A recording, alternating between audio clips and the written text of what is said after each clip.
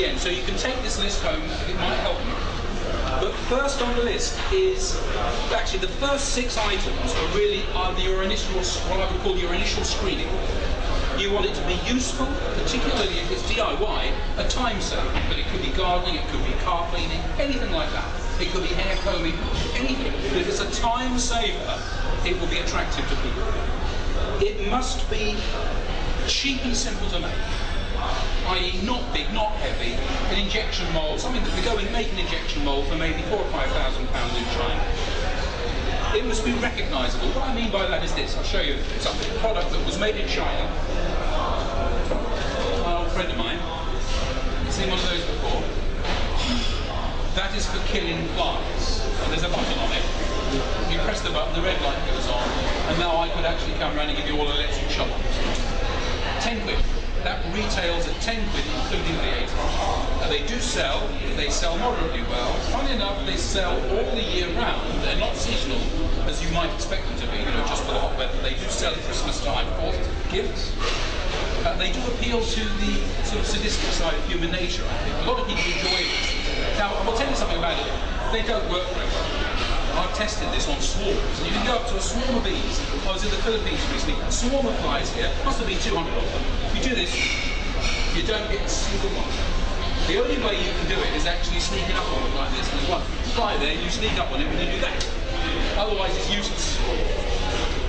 But there you are. That was made in China. And that's what I mean by recognising. If you come up with a new idea for, tickling dirt from under cars or something, if it's not recognised, if people hold it up and go, I don't know what on earth that is, you probably won't sell it. But if people say, that's a bat, I know what a bat is, or a cricket bat, but it does something extra. It's recognisable. So bear that in mind, because again, the Dyson experience with the Dyson vacuum cleaner, he said he would only introduce one new thing.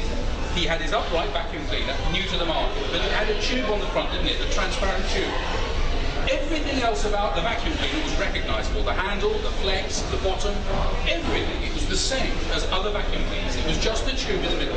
Because he thought that the market could only take one new aspect to a recognisable object. Otherwise it would reject it. Low recommended retail price. In these straitened times, I've heard again and again, I've heard it from DIY, I've heard it from other business people, stay below 10. If you want something that's going to fly off the shelves in a lot of different shops, stay below 10. Okay, just pass that on for what it's worth. Profitable, 400%. Okay, let's go back to the bat again. This retails at 10 quid. Here's some simple arithmetic. But for today's VAT rate, that means that the retailer was charged £8.33, and then the VAT goes on, yeah? If you want to make 400% profit yourself as the manufacturer and the wholesaler, you need to sell this to him for £5 and get it for £1. He will want 40% margin. So in that £8.33 price, he will want 40% at least. That means you can obtain, I'm just making generalisations here, obviously shops vary, but I'm certainly DIY is the case. The conversation starts at 40%. Okay? So you can sell this to him for £5, and he will sell it for £8.33 plus VAT. So if you want to make 400% of your money, you need to pay £1. Now that in today's, that's not quite doable in China. This would cost you more than £1. It would cost you about £1.60. 4 years ago, you could get this for about £1.10 packaged and delivered to the UK. If you bought a container load, and that's about 70,000 quid. So I'm just giving you these rough figures to give you a feel for what's possible. The received wisdom is that you will pay £1 in China for an object that you can retail for £4. That's the received wisdom. But you can do better than that. If your product is clever enough, if it's new enough, if it's interesting enough, you can do better than that. And my target, what I'm doing in DIY, my target is 400% off. Buy for £1, sell for £5 to the shops, they sell for £8.33. Those aren't actually the figures, but they're the ratios. That's the ratio. 1, 5, 8.3, So, back to the list. That was point 5. Point 6, low risk. It's very important. My ex-wife had a disaster a few years ago, unfortunately, several years ago. She had a lovely product. It was for defumigating the smell of animals. And people were buying it, actually, in quite large quantities for putting on their horses, because their horses smelled too much, you know, riding stables, not it. I could have used some of that this evening on the train, actually. But anyway, the point is, she came unstuck with that product. It was such a shame, because what happened was that the packaging was brittle, the bottles cracked. I don't know why, maybe they were dropping the boxes too hard, but the packaging let her down. The bottle manufacturer produced a bottle that was too brittle with the wrong plastic, and as a result she went bankrupt, and a competitor stole the idea, and they're making a lot of money, because she made that mistake. Health and safety, you know, does your, you know, you use materials to make people's hands go sore, that can happen, you know, with glass fibre, you've got to be very careful. What about insuring? You know, whatever you import, whether you've invented it or not, you must pay for the product liability insurance. Now that could be hundreds or thousands. I was very relieved to get a quotation on what I'm doing for 300 quid a year. And that's about what we paid for this 10 years ago, 300 quid a year premium. But there's been a lot of talk in the news about product liability and people not being able to get product liability insurance anymore. Probably not true now, but it's something to consider.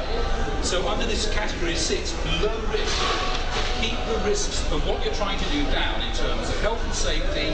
You know, if there's sharp corners, is it going to cut people? Are they going to come and sue you? Or you're not going to get any insurance. So those are the first 6 points. So I feel like a kind of an initial screening to your idea. Usefulness, cheapness, recognisability, low price, profitability, low risk. Okay. Now the next 7 points are general points about the product, the kind of product you want. If you want to minimise your risk, small, light, stylish, colourful, tactile, and appeals to both sexes. You want something like that. Wide noir population. The product I've got, I have developed it with the help of Emsford's daughters. He's disappeared, I don't know where he's gone. He's got 3 daughters, okay? And we sat around his house and with his wife and we said, do you like this? And they looked at the colour, they looked at the shape, they looked at the feel of it. And so I've got a product that pays respect to the females as well as the males. It's DIY. I know that we think of men doing DIY generally, but a lot of women also have traditionally done DIY, and they will buy the tools for their husbands if they think that, you know, the kitchen's been ignored. Oh, well, it's time he did that, you know, I'll buy him one of those. If it's in the supermarket, I'll say with Tesco's. So both sexes, tactile, it does what it feels nice. You know, a Dyson vacuum cleaner, look, when you touch it, it feels better than the cheap ones. It really does. Try it sometimes. Colourful, stylish. Obviously, Dyson's done very well by being colourful and stylish. You know, some people think that his claims about efficiency could be an element of hype there. I'm not saying there necessarily is. Maybe there is. But people love style. They love colour. They love something that looks modern and impressive. And again, small. See, the bigger the product, the more expensive it is to make. Think of a block of steel like this. Imagine carving a cavity out. That's very difficult. And if it's a big product with lots of funny bits, it's going to cost a lot of money. The product I'm working on at the moment in DIY, the tooling cost is £5,800 for 3 components made in China. And if the tools are left there, then I don't pay any VAT on them. Now, if you import the parts, then you pay VAT on the parts, but then you can claim that back when you charge back to your distributors, and then in turn they get it back and they charge the public. So it's the public who end up paying the VAT. Everything is, for us, the VAT is neutral. But £5,800 in China will get you a lot of tool making for an object. It's not like this, that. Something like that would cost you about 3,000 quid in China. Whereas in the UK, the same thing would cost you 10 to 12,000 pounds plus VAT. So there's a good reason for going to China. Just belting on through this list. The next tranche of items here, this is actually the most critical thing.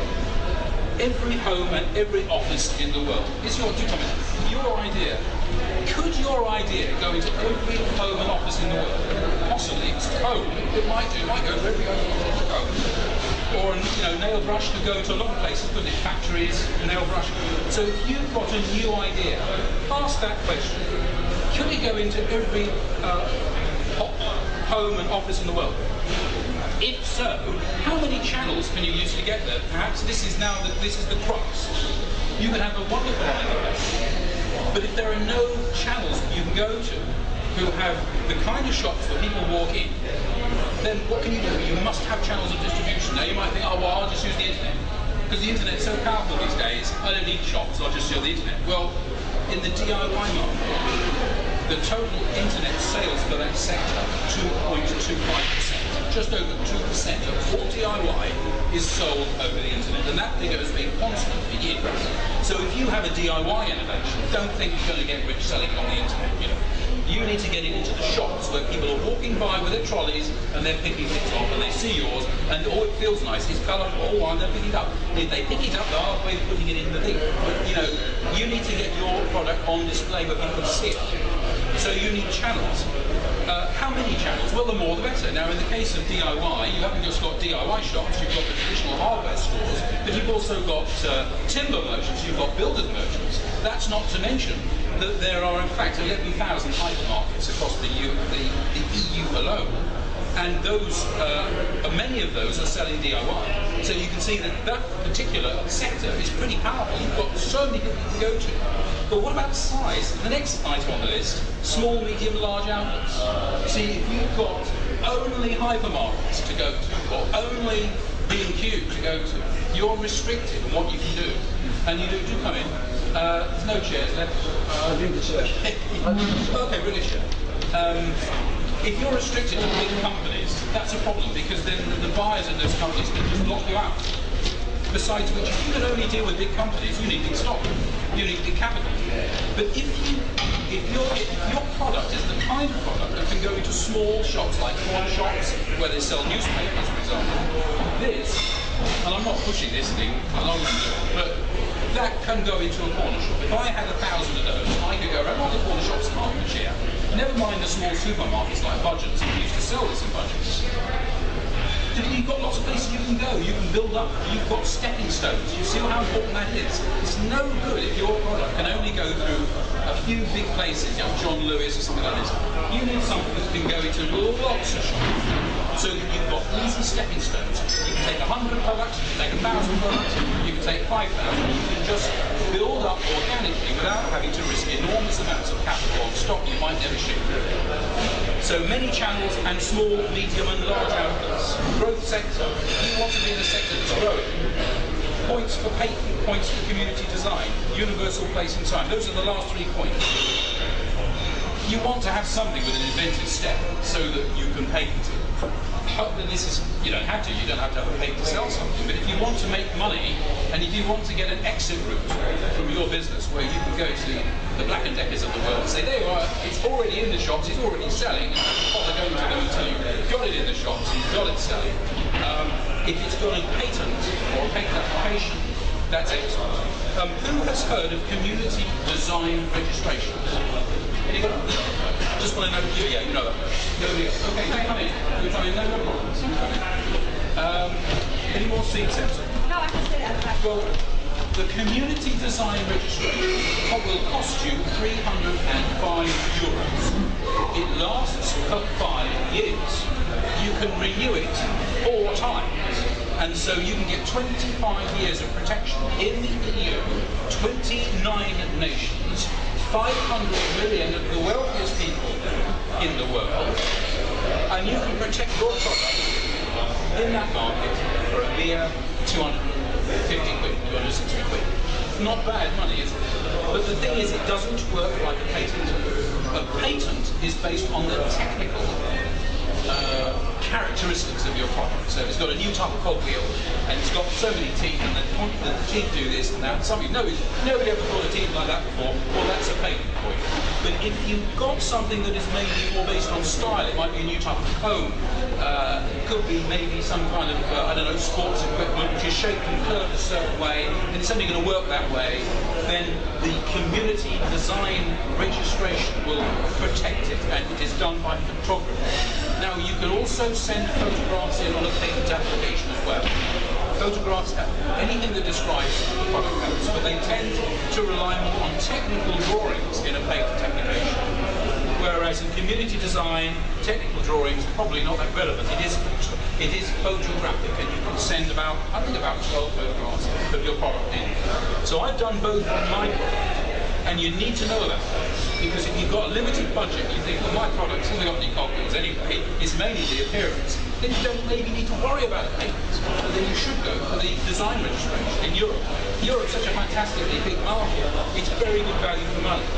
But the last point on here is number 19, universal in place and time. Universal in place and time.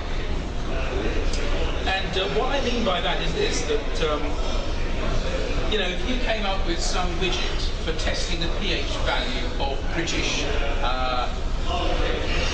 beer or something, you know, these I can't think of the name, these aficionados who only drink real ale, you know? Now that might be very good for the UK, but the Chinese might not understand. So, is your product universal? A lot of products are these days in the global village, you know? Time, universal in time. You don't really want Christmas decorations because they're seasonal and they just make money once a year. And once you've got round to February, you're not very